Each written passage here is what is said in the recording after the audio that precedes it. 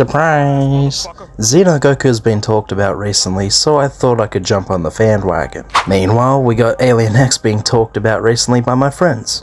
So we got this awesome idea of putting the spaceman versus the time monkey. You guys ready for the video? Well, trust me, you aren't. Because when I did my research, I was surprised of who actually won this battle. And it's definitely gonna get me hate for it. So that's fun. But before we get into it, you guys are gonna check out the Discord. That way I can let you know of early videos, have awesome discussions of Dragon Ball, and with scaling of different series. Even fan-made Dragon Ball gets a shout out. You can also like and subscribe. Get this video out to more amazing people such as yourself. Without further ado, let's get it! Now for scaling Alien X, he has different arguments of how powerful he is, each with different information, such as including feats, statements. For feats, Alien X can casually survive the complete and utter destruction of the universe and casually recreating it. However, this feat is far more superior to a simple universe destruction. What actually happened was the universe and time itself was destroyed, and Alien X recreated all of it to the exact same way it was before. This would actually scale all the universes in Ben 10 to being 4th dimensional, at least. They scale above the Contumalia, who are 5th dimensional beings and cannot get through a force field with their power, yet a portion of Celestialsapien DNA can casually cut through it. He also upscales from weaker characters like Clockwork, who can reverse, control, and manipulate the Chronosapien time bomb, which was going to destroy all but one universe in the infinite multiverse over the complete time stream.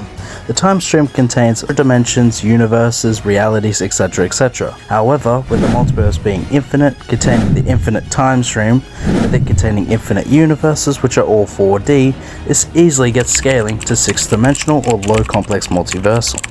There are also Nalgians, which state that there are 27 dimensions that they care for, and referring to Ben's dimension as the 3rd. This can easily be argued to saying there are higher dimensions, and Alien X existing in the Forge of Creation, which exists beyond the multiverse. This could actually get some scaling to Outerversal Alien X, however it's not confirmed to be a higher dimensional status, so we can't really say that Nalgians are 27th dimensional. Including further statements of the authors, he has been able to destroy an omniverse in 6 thoughts and can casually survive timeline destruction, and he and his whole race exists outside of time and space in the Forge of Creation, which does exist in fact beyond the multiverse, which means you can argue another dimensional layer there, being 7th dimensional.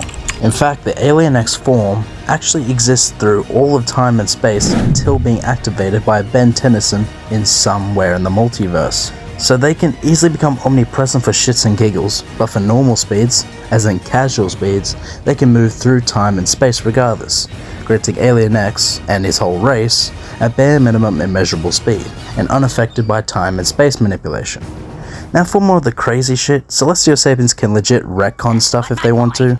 And I do have one, is that Celestialsapiens change the universe all the time. Why, even First Thinker Asma's voice and appearance has changed on at least 3 occasions. There are even statements of Alien X being omnipotent and can do anything. He can casually warp reality, time, and space, and pretty much do anything he wants. And if you want to argue he is infinite layers into boundless and can one-shot everything because he stays omnipotent and can do anything, I'm sure you and the One Punch Man fanboys will have a great chat together. Heh. Unlike his opponent, it seems Xeno Goku's scaling is a lot more difficult to understand. Starting from the bottom, this version of the Super Saiyan has gone through all of Z, the movies, GT, and apparently through Battle of Gods, as he has achieved God energy. With the cosmology in Dragon Ball, just like Ben 10, both are extremely downplayed in the community. A quick scale, the macrocosm contains the mortal universe, which is infinite, having innumerable stars and galaxies, with spacetimes in each quadrant, lowballing the mortal universe to a low multiversal construct or 4th dimensional, with the super dimensions being superdimensional and existing beyond the mortal universe, being 5th dimensional, and the afterlife transcends all dimensions in the macrocosm, reaching at least 6th dimensional. But for this Goku, he scales even higher, as beyond the macrocosm, there exist timelines that contain everything in the multiverse, with each timeline represented as scrolls, with infinite number of these scrolls being within the timeness, with time being infinite and history being infinitely branched upon the prior cosmology. There are endless possibilities as well as countless timelines. As we know, base Xeno Goku can fight and defeat Demiga's higher forms. While Demiga's base form was so powerful, he could destroy the Crack of Time and Parallel Quest alongside the Time Nest. With the Crack of Time and Parallel Quest should be similar to the Time Ball. Meanwhile, his transcended form can destroy the real world, which sees the entire cosmology prior as fiction.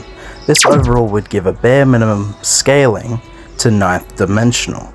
This would also improve speed scaling, as the cosmology also contains time realms, the space without time, and the instant transmission subspace, which transcends time and space, giving immeasurable speed for these characters. And Xeno Goku would scale above this, with higher forms and training boosts over time, as well as this actual power progression he's already had. Moving on to his hacks, it's an absurd list that would take me ages to list out and even longer for me to find the information to put on screen, so I'll only cover the main ones and maybe some more later.